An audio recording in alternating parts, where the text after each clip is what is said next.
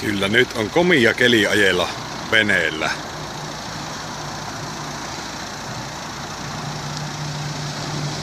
Ei toikaan nyt ihan mikään pienimmästä päästä oleva vene ole.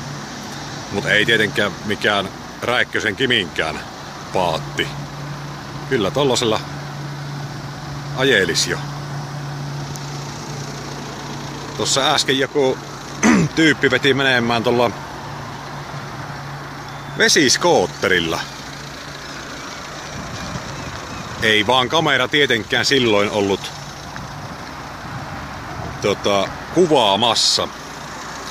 Itsekin olen joskus hurjassa nuoruudessani vesiskootterilla ajellut. Ei kylläkään koskaan omaa ole ollut, mutta kyllä on tullut vesiskuutterilla ajeltua, niin kuin monella muullakin kulkuneuvolla. Joo, mutta tämmöisellä kelillä on kyllä mukava olla vesillä.